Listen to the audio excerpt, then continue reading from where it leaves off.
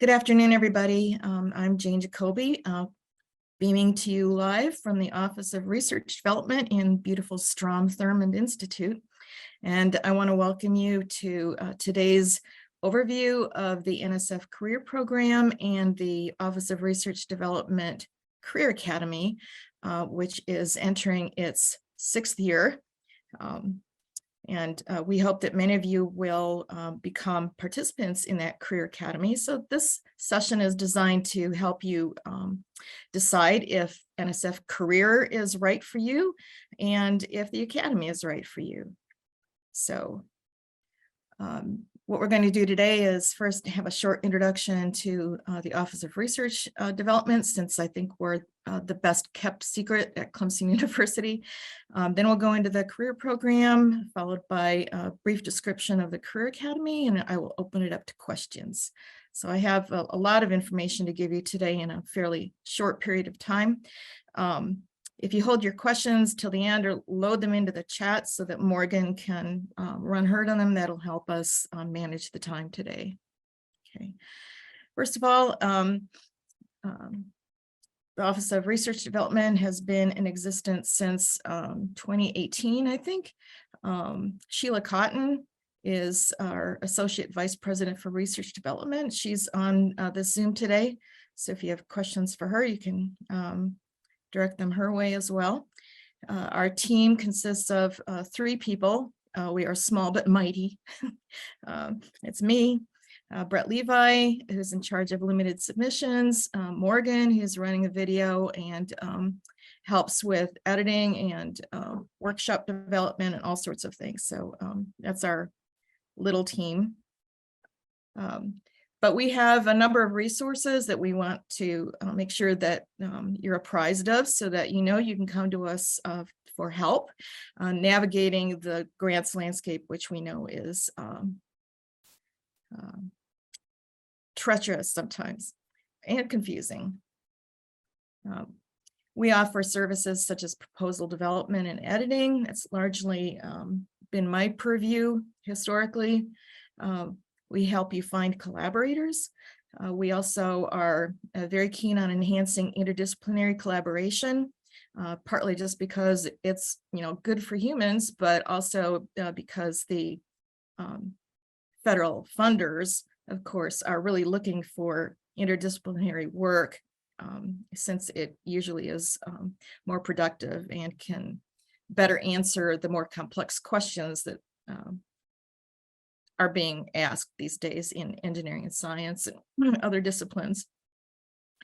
We also provide some structured mentoring opportunities. The NSF Career Academy, which I run, is one of those, and the NIH Accelerator, which we also have a hand in, is another example of the sort of structured mentoring that we provide.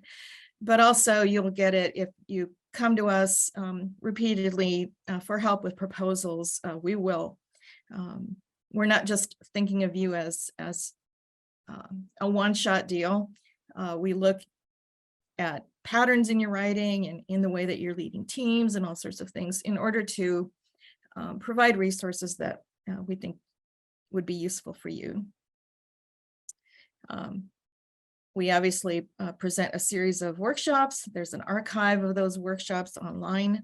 If you go to the Office of Research Development website, which is part of the entire research division website, you can access the slides and recordings of the workshops, including this one, which will be ready probably in about a week online.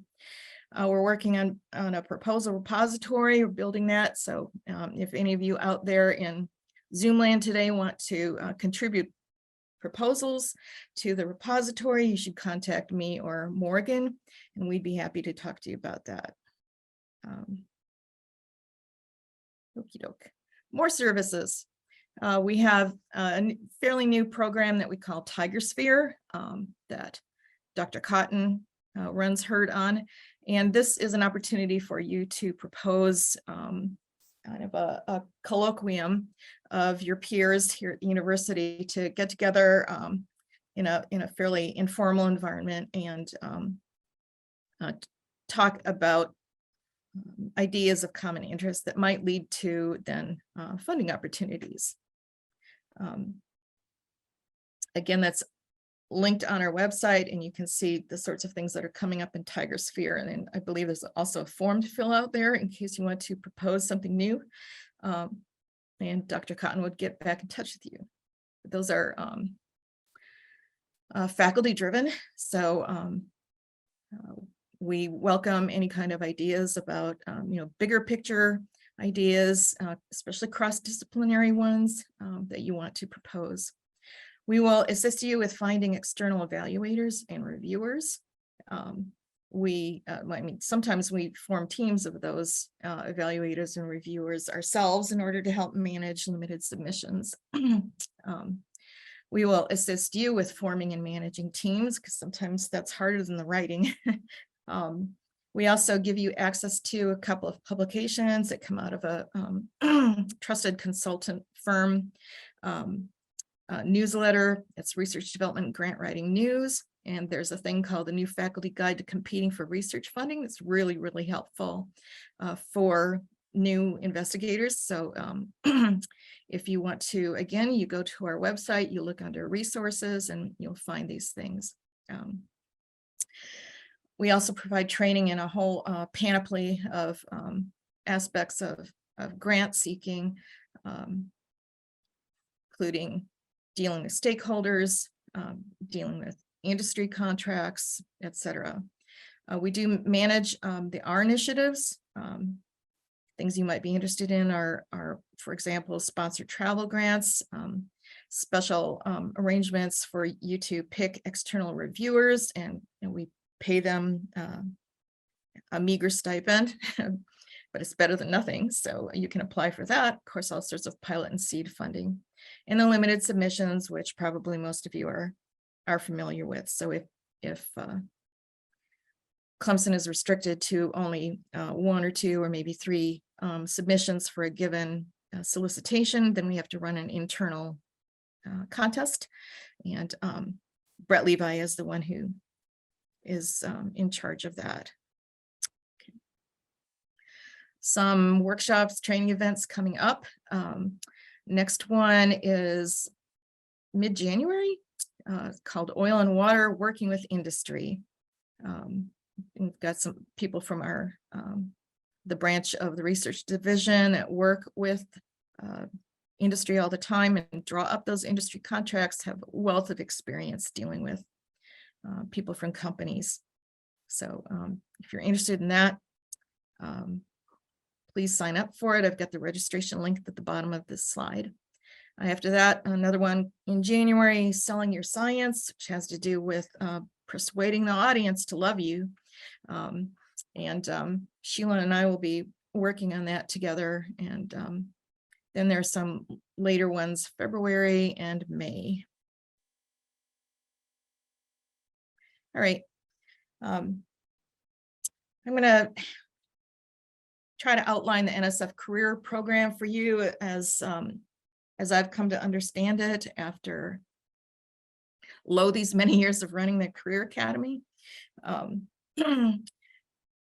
You probably are aware that they're one of the most prestigious awards that you can get from NSF. And a lot of people go after career awards because they, once having gotten those awards, find that a lot of doors fly open for them. So for example, if you are applying for some kind of a prestigious award from a private foundation, one of the criteria that they look for is very often going to be, does this person have a career award? For example, if you're looking for a Blavatnik Award or something like that, they're going to look for career as an indication that the National Science Foundation determined that you are going to be a role model for other people. And the career program is very particular about what kind of role model they want you to be in academia. And that is a role model in both research and education. This is a theme that I come to again and again in the Career Academy. Also in this presentation. So the career proposals are not just for funding a research endeavor. If you want to submit a proposal that's only going to fund a research program, career is not the opportunity for you.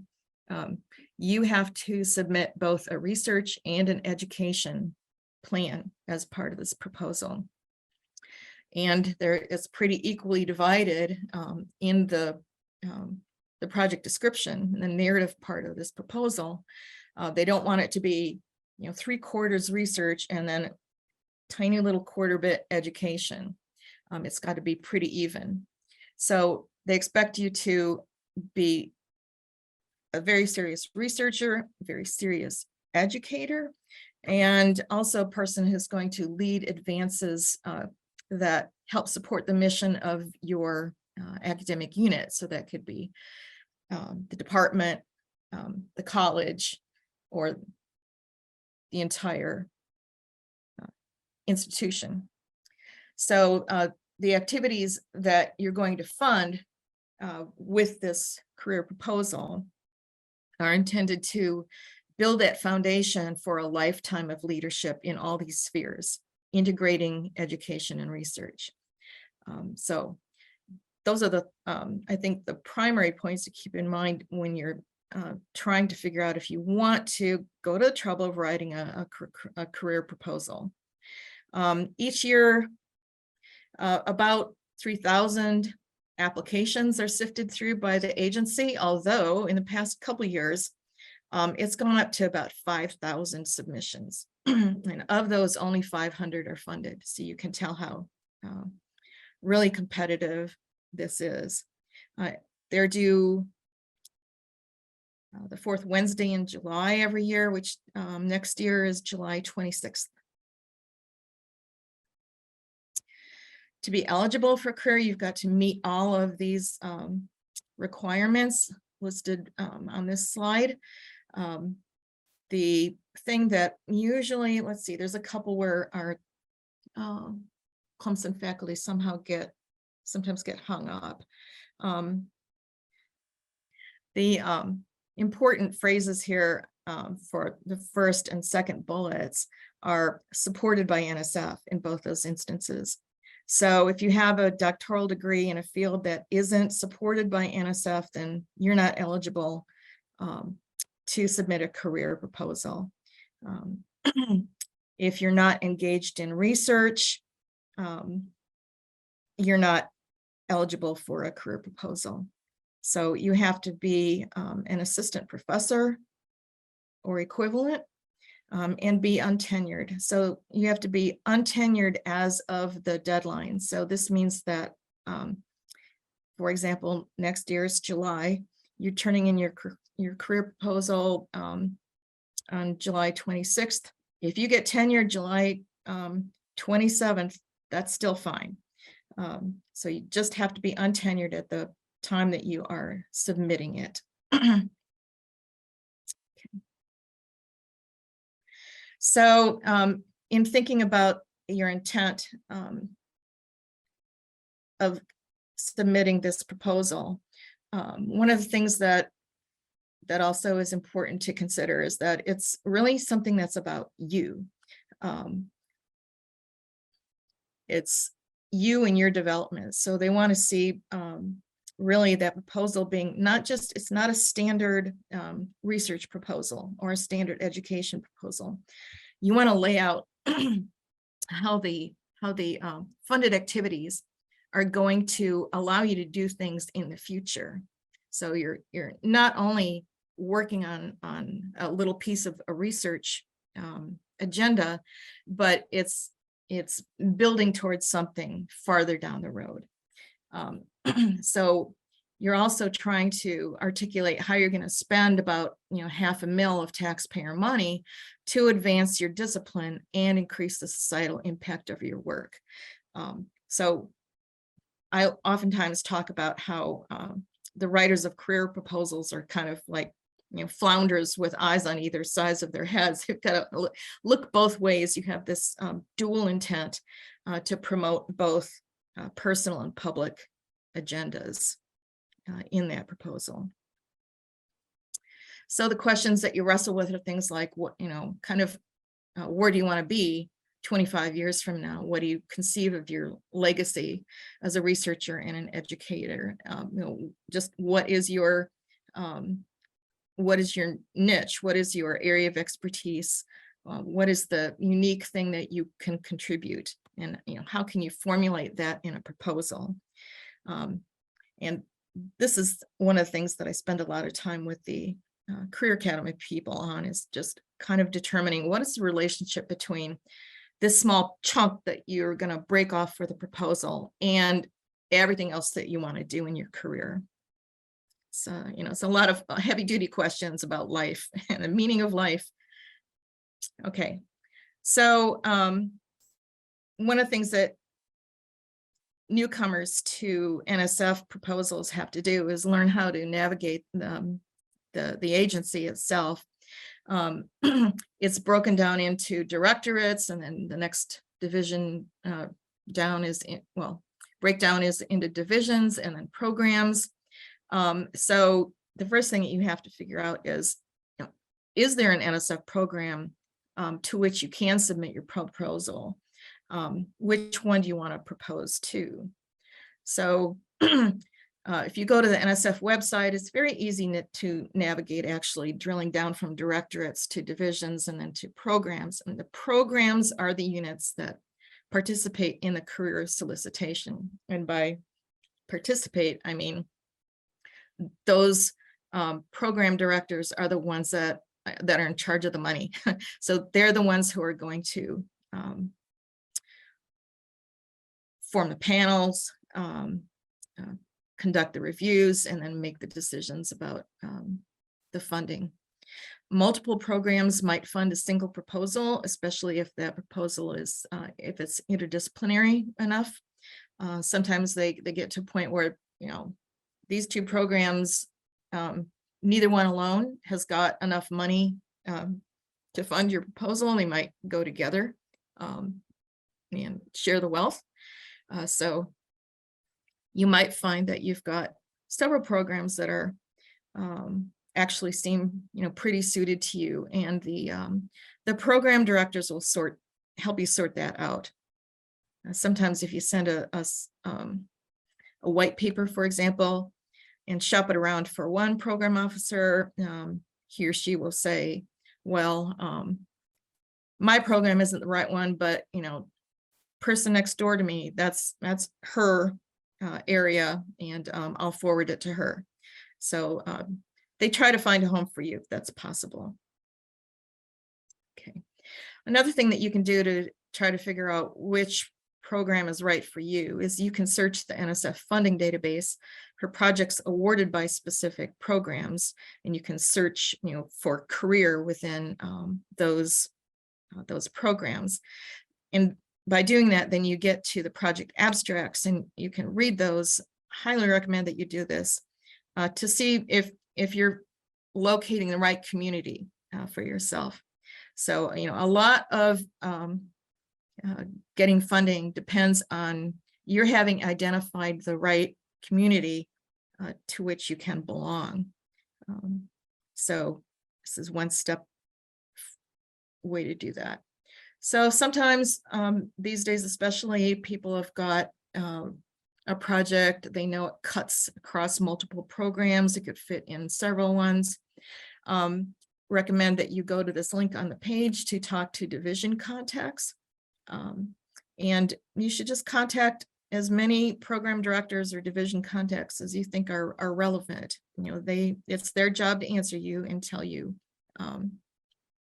whether or not you're in the right spot. If you think that more than one program on the ought to review your proposal, you can indicate that on the cover sheet when you get to that page too. Okay. A lot of people are leery the first time around about contacting NSF program directors, and I always tell them, you're the key to their success.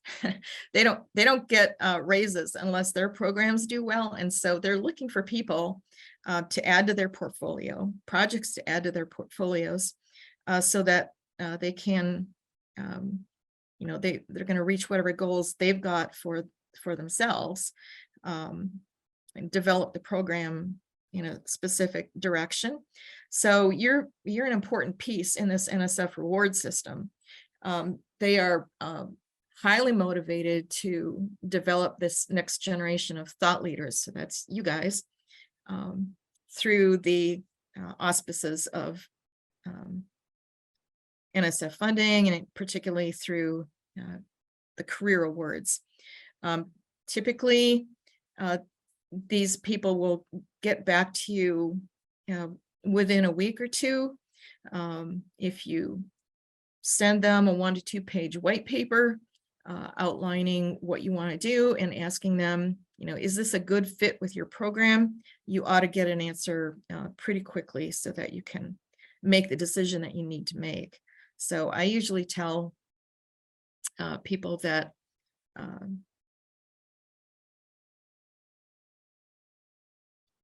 5 months ahead of that deadline in July, you ought to be writing to program directors and asking them, if this idea that you have is a good fit. There's some other factors, of course, to consider whether or not the career is right for you. It does take a lot of time to develop this proposal, especially if it's your first time with an NSF proposal, because of the complexity of it. It's research integrated with education. So it's not just side by side. Here's my research program, here's my education program. They have to be intertwined to be competitive.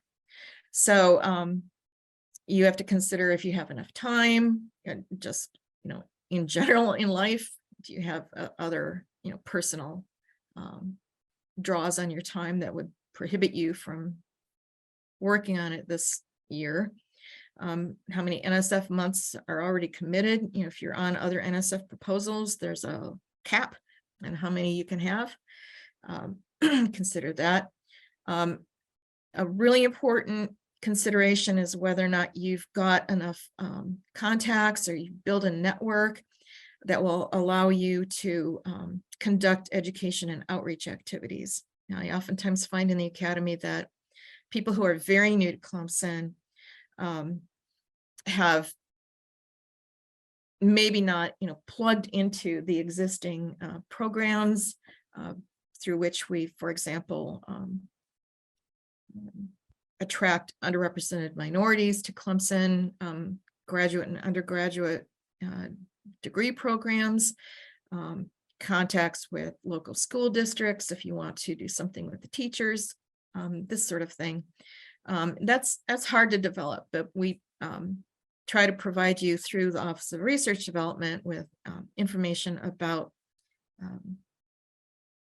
the sorts of resources that we have available on campus, and help you find, contacts that will help you out with this. But anyway, this is a sticky wicket for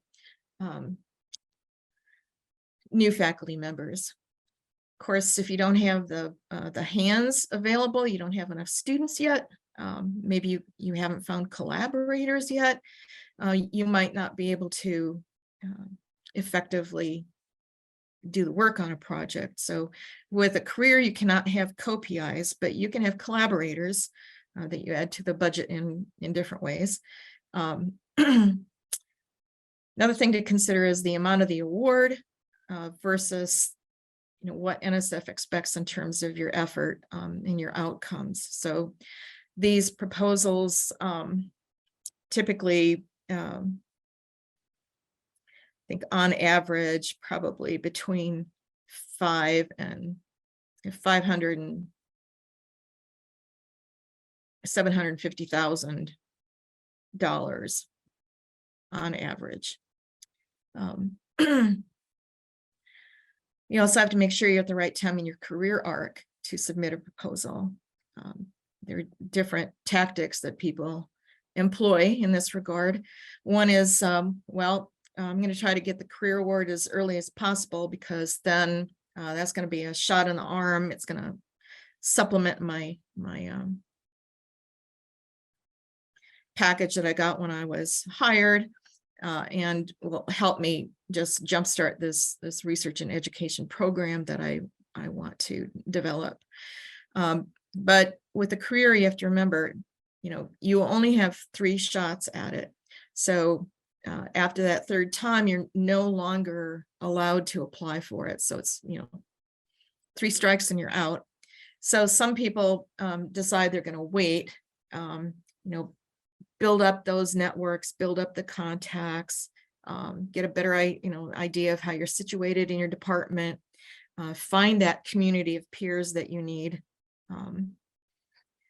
and wait until all that is in place before they start trying.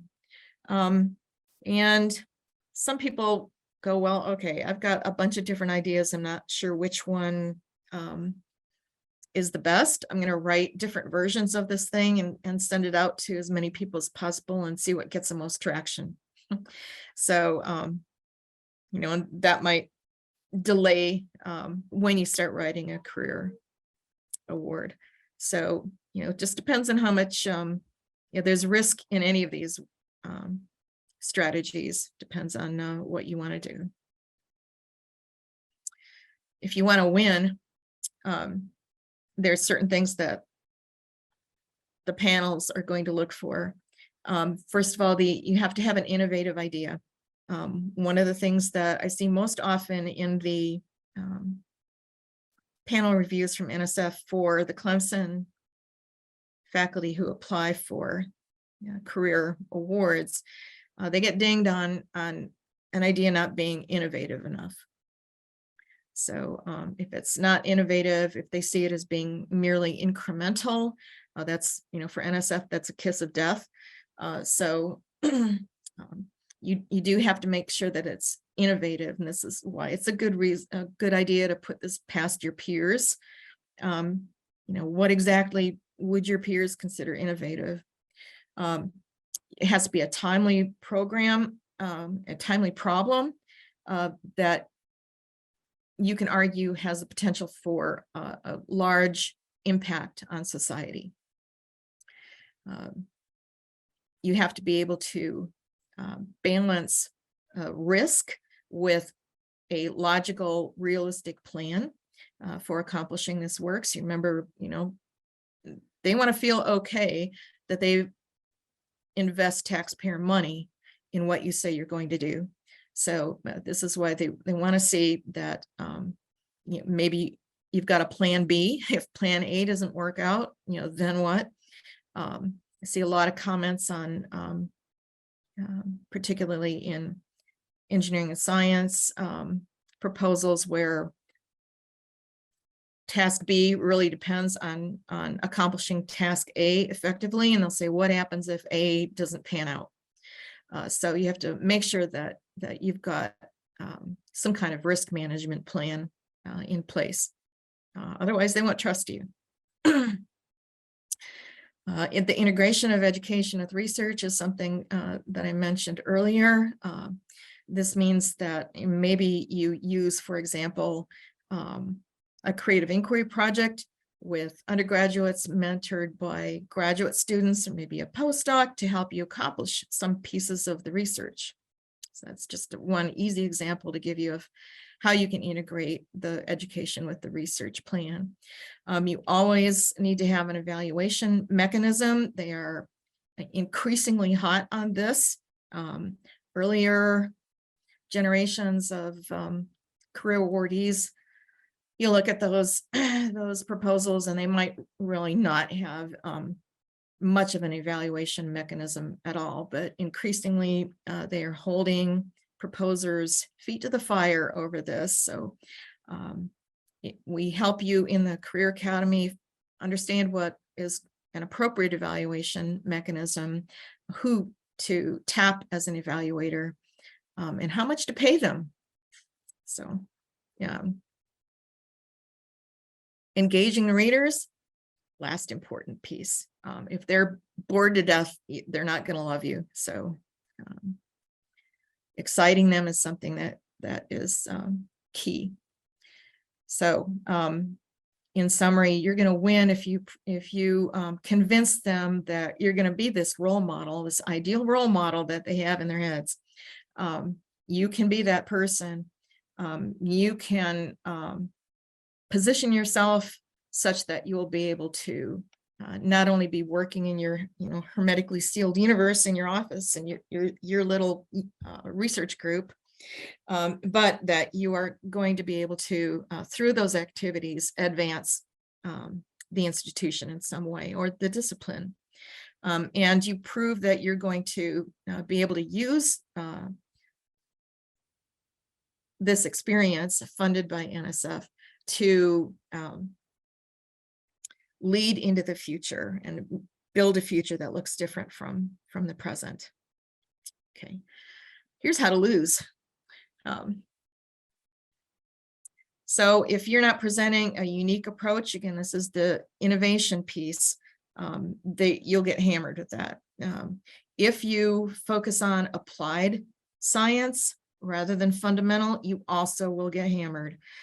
This is a sticky piece of the puzzle for people, especially in CAFLs.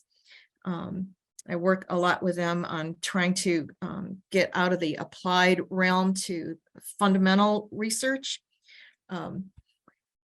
If your methods are unclear, or you're not supporting your methods, you're not supporting your approach with citations in both the research and the education plan, then you will not be competitive in this competition. So they expect to see that you've done your homework, not only in the scientific domain, but also in the education domain. If the department chair letter required by the solicitation is no, kind of namby-pamby, as my mother would have said, but just not really strong. They've got to make you sound like you walk on water. If you don't think that you can solicit that kind of letter from your department chair, that's an issue. And lately I've been helping some department chairs write those letters, edit them to make them more forceful, more convincing. If your budget is off in some way, or your budget justification is written badly, for example, you mentioned something about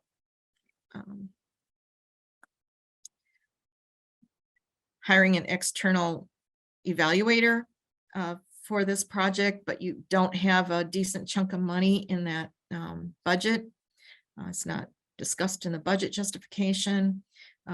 They will come after you. So but you have to really screw up in your budget, I think, to have that kill the proposal.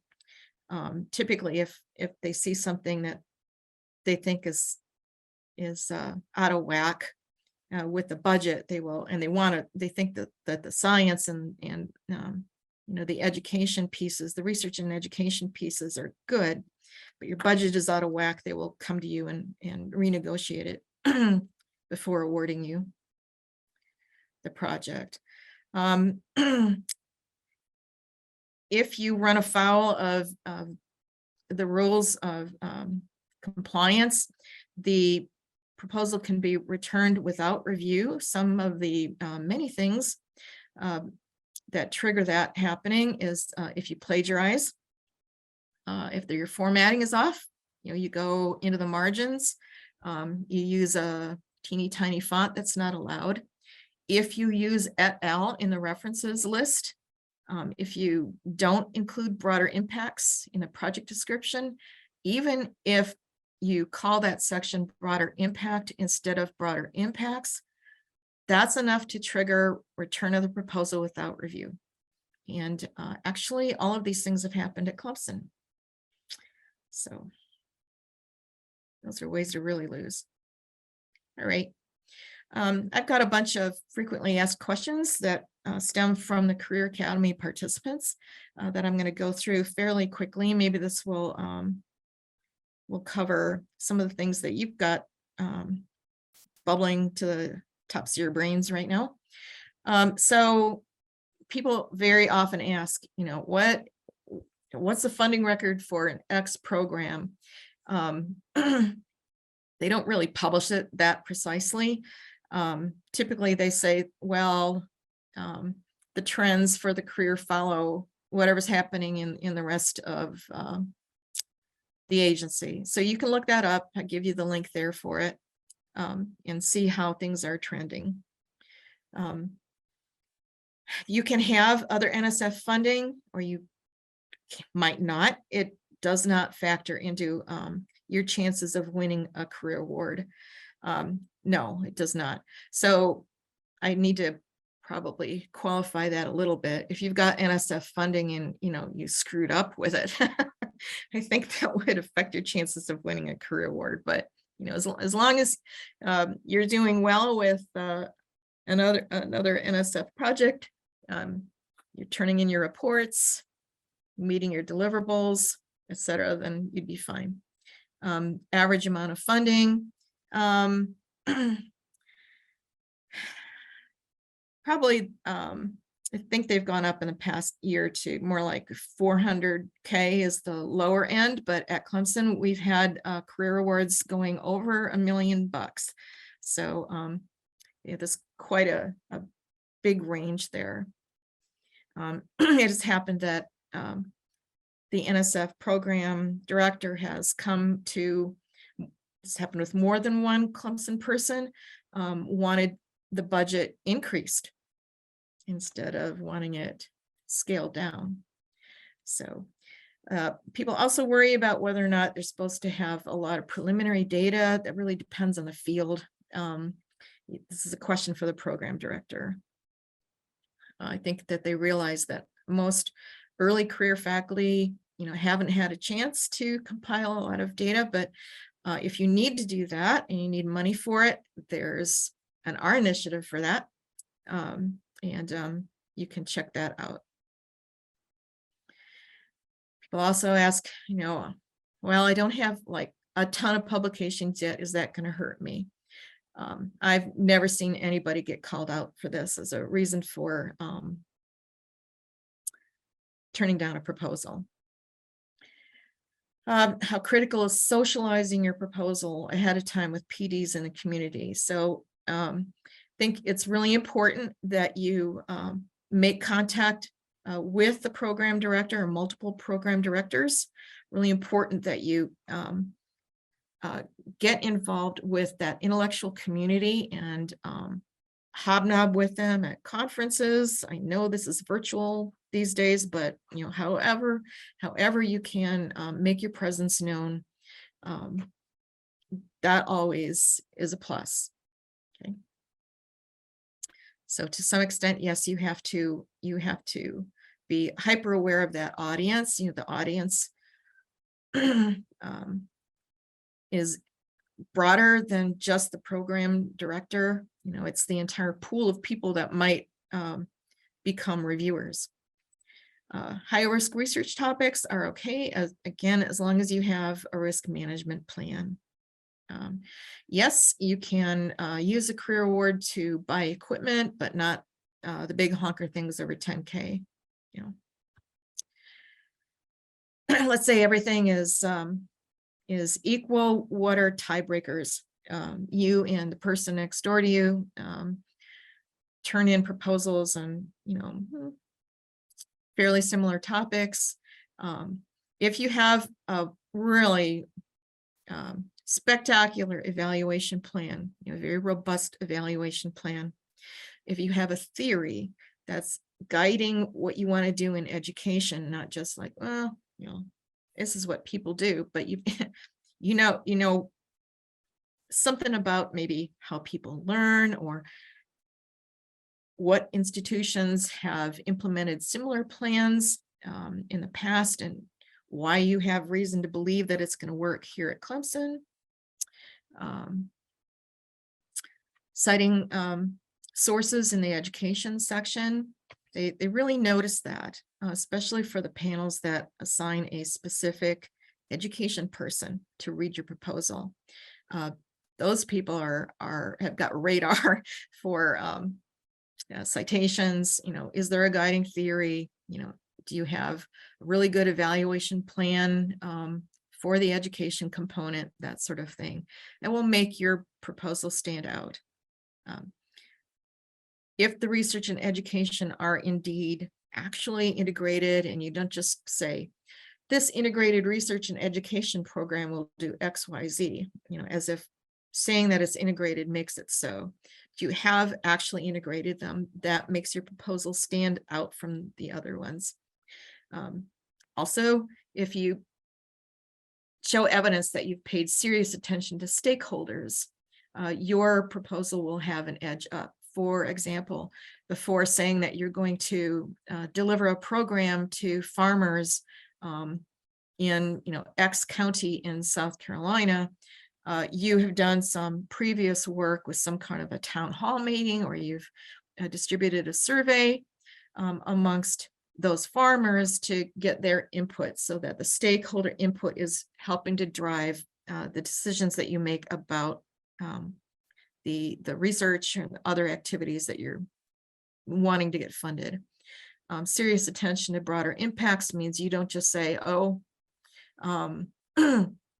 I've got a great track record of involving underrepresented minorities and women in my projects, because my lab has got 2 African Americans, and one of those also is a female. That's not going to cut it. They're looking for much, bigger picture attention to broader impacts. So societal gains of some kind that ensue from what you do. Okay. Always innovative and evidence-based outreach activities also are a plus. So, it's not enough to say, I'm going to piggyback off of all these programs that are already at Clemson and do what they've done for a million years, because it's there and it's easy. You need to, again, cite the reasons that you have for including this in this broader intellectual program that's supposed to be the foundation for the rest of your academic career. Okay. People worry about pedigrees also, and ask, do I have to be, does my graduate degree have to be from MIT? No. No, it does not. Many people are, I don't think that they're, there's no such thing as, ranking people on the basis of their institution above somebody else, at least, on paper. I think they look at other things than where you got your degrees, where you're employed now. They're looking at again, not necessarily the universe as it is, but how you're envisioning it through your career. Covered this last bullet. This first question, I get asked this a lot every year. You worry about submitting 2 proposals to the same program. So there's some programs, that won't allow you to submit more than one thing in any given review cycle. So you need to ask your program director about that. But more generally, if you submit a career proposal, say to one program and a different proposal to a different program in the same year, that's fine if the research is significantly different. So again, kind of the rule of thumb is like, if in doubt, ask the program director. Yes, the grant pays for students and or postdocs. So happy news. So I'm going to shift to the Career Academy. This is in its 6th year. It's designed to help you win. I try every year to hone it, to make it even stronger and ensure that I'm providing the participants with the tools that they need to win a career proposal, whether or not they actually submit it in the coming year or not. I very often have people who come and learn things in the first year of the Career Academy, maybe come back, another year, that and might not be the next year, could be 2 years later, they come back to the Career Academy kind of for a refresher, and then they submit. So very often people who are very new to Clemson, especially those in their first year, get in the Career Academy and go like, yeah, this is too much for me to handle my first year on the job here. I'm still trying to figure out what's up with my,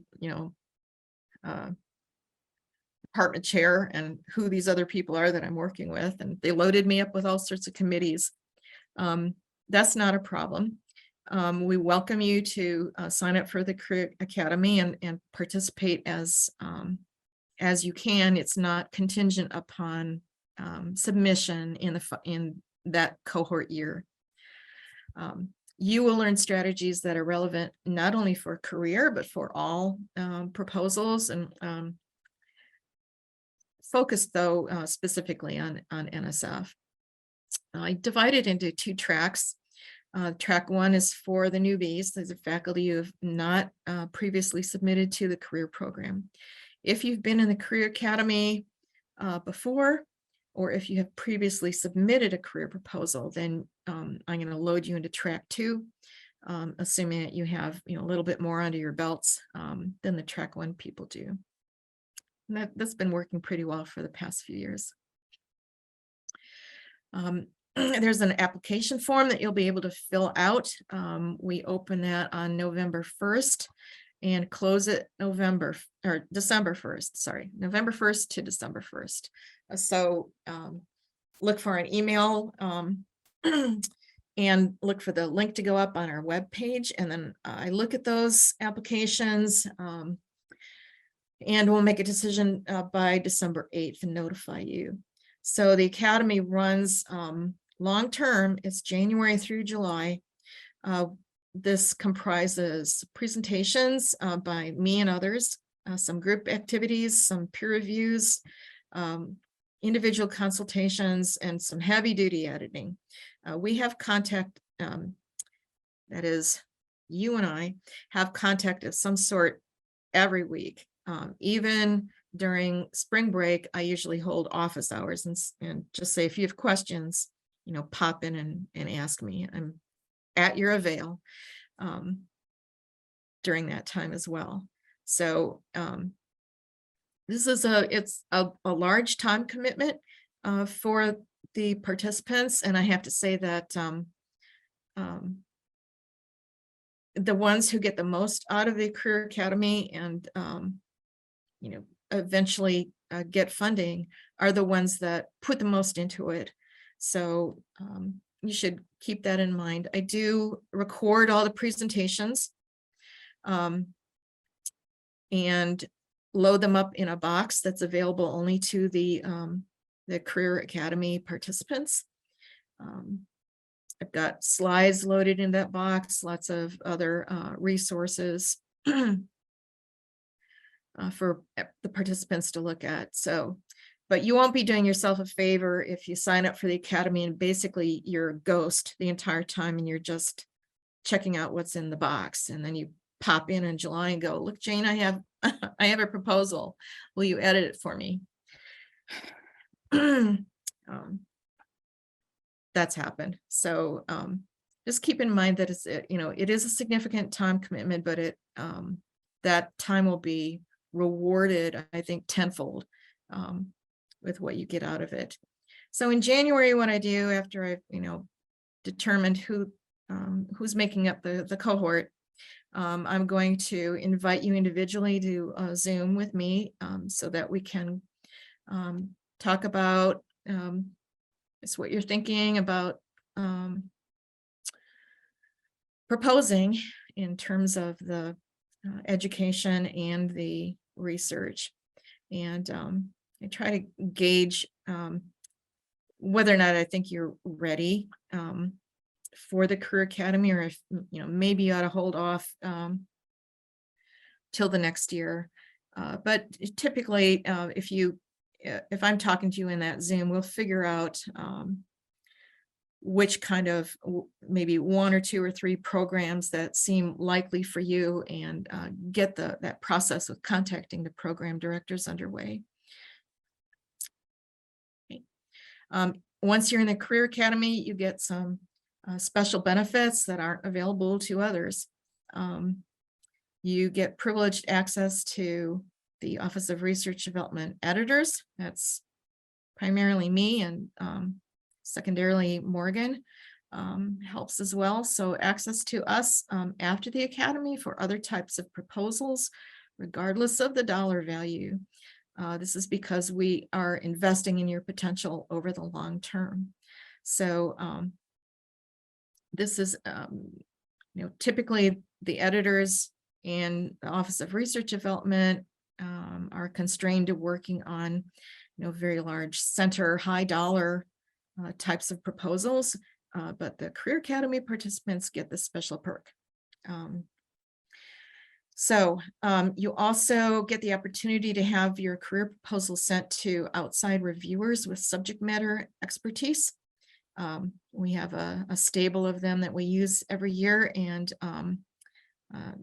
the Vice President for Research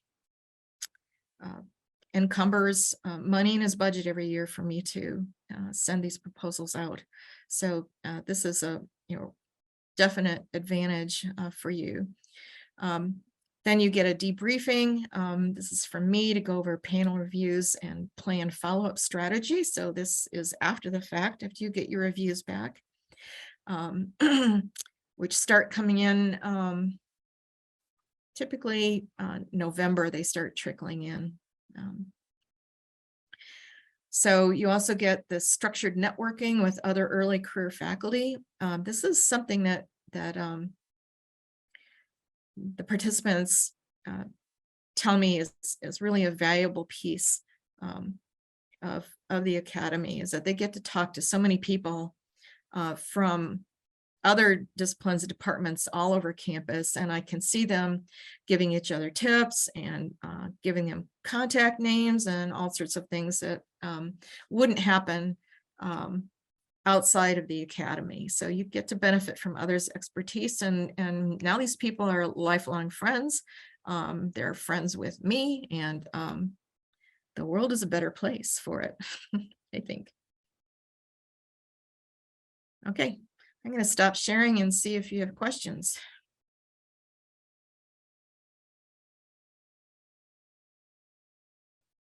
It's, it's a lot to bite off in your first tenure track year.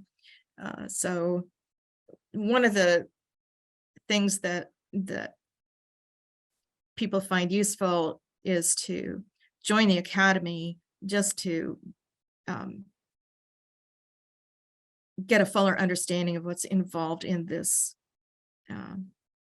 beast we call a career proposal, because it helps you make decisions then during that first and second year. But you've got to form a strategy for how you're going to make these contacts and get all this stuff that you need in order to put it together in the proposal. But yeah, it's that's a choice that many people will make.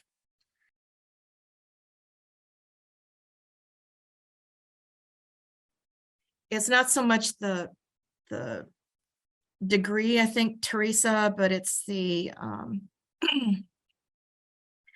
it's the area that you're involved in researching and teaching. So for example, I'll use CAFLs again for an example. I've got people with degrees in one area, but really their research interests are in something a little bit different. So you need to determine if your intellectual passion is represented by a program at NSF.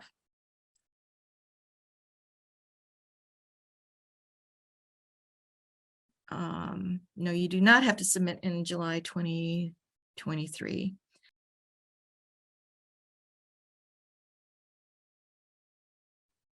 do you mean the acceptance rate into the ORD Academy? Yes, yes, ma'am. I don't think I've ever figured that out. Okay, I can tell you though how I make decisions. The people who maybe have tried twice before and have not yet been approved for funding, so they're on their last try, those people automatically are at the top of who gets in. So and then it goes then the people who are on their second try, and if you're then you're a first timer, I try to if I have really a ton of people applying and I can only take 35 people about in the academy, I'm going to look at a balance among colleges to make sure that I'm attending to the needs of all the colleges at the university. I'm going to look at what you tell me in that in the application form about how far away you are from receiving tenure, because that's a big factor, because if you run out the time, then obviously you can't apply anymore. So I look at all those things. If I only allow postdocs and grad students to kind of audit it, if I have room. So whatever the application number is, it gets whittled down to about 35 every year. Anybody else have a question? I think I missed it in the beginning. Can you tell us what is the easiest way to figure out what programs take career proposals? Yeah, you have they don't They don't yes. have a list, you would just have to go to the program and check if they have. Okay, because it shifts every year. I see. So they might have money one year and then they might not the next. Just depends. Gotcha. Thank you. I do have another question, actually. Okay. Maybe not like completely related to the NSF Career Award, but I've been told by previous mentors that for first year faculty, that's who I am, it would be wise to serve as a panelist for certain NSF programs that you're going to be working with, just to see how these NSF proposals are structured. This can be NSF Career, it can be like any other NSF proposal too. Is that a wise thing, or is that, because I know that's time commitment, right? That's absolutely a great idea. Yes. Anybody who goes and sits on any panel there comes back with, the light bulb has gone over their heads. Right. So it's a good investment in yourself, you say. It's worth the time. Okay. Absolutely, yes. Absolutely. And you say just go out, reach the PDs and Yeah, so you're interested in sitting on a panel, sign me up. Cool, thank you. And I have one more question, actually, ma'am. So when I went on some of these websites, on these program websites, there's a bunch of people listed as program directors or like members, and does it matter who to reach out to? Should it be like the top guy, or can it be literally anyone? If you screw up on that, they'll tell you who to go to, or they'll forward it to the right person. All right, so they're nice people. This is, if I took one thing with me today, it's that they're nice people. I kind of was scared of them. Okay, sounds good. Thank you. I was scared of them too at first, like back in 1995 when I first started doing this sort of thing. I found out that they were all very friendly and wanted to help. They're just like us. They've got, Post-its all over their monitors and out there. So just assume that they're nice people and they want to help. May I have a follow-up on the sitting in the panel question. Because I don't know of any of my colleagues who got a chance to sit on like a career panel. Is that like a low chance thing for the junior faculties? I know some fairly junior people who have been on those career panels. Now, like when we reach out, do we specifically say, well, is it rude to say like, I want to sit on a career panel? well, you might want to ask, the first question that you might want to ask is, in your, in this program, how are the reviews conducted? So some of these units throw the careers in with everything else in a particular review cycle, and they look at them all together as this big wad. And then others constitute specific panels just for career. So I think you're more likely to see them if you're involved in one of those units that jumbles them all together. That's kind of my feeling about that, but it doesn't hurt to ask. Okay, so thank you so much. No, the worst they can say is no. Yeah. Okay. This, if you're thinking about joining the academy, I would advise you to apply.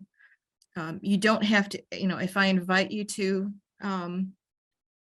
join up, you don't have to accept that. And it does happen, every year there's some attrition. We get into the spring term and stuff happens in departments, and babies are born or something, and life happens and people have to drop out, which is, there's no shame involved in that. And really, this is a high point of my life. I make a lot of long-term connections of people through this program, and then can help shepherd you through other proposal opportunities later. And it's just really a wonderful community to be part of. So highly recommend that you consider applying, and you can decide, in January if it's really going to work out for you or not, depending on everything that might happen between now and then. Sometimes people get, they're waiting on a decision on another proposal. Had that happen, they all of a sudden find out they've got a Department of Education grant, or a USDA thing that comes in, and it's a huge commitment of time, and there's no way that they can do the Career Academy. Can you put the link of where to apply and get more information? Because like I said, I had to leave most of it and I couldn't watch because I was walking to the lecture. But I'm in that kind of boat. I got a good NSF grant funded when I got here right during COVID, and it took up my first 2 summers. Like, I have been just essentially just stretched super thin, but now it's time to, like, I see finally getting handled on things. And so I would love to do that. I have some ideas. My department head said it should be a good idea, but I missed all the links. So I apologize. It was just a bad time. Yeah. So everybody who's in this meeting today will get an email with the link to the application. I also send out the announcement of that portal application portal going live to all assistant professors. So you probably get it twice. Okay. Again, if you have any questions about the career program, happy to answer emails about anything, any little aspect that you can think of. And I will see you hopefully in January as part of the Career Academy. Okay, bye everybody.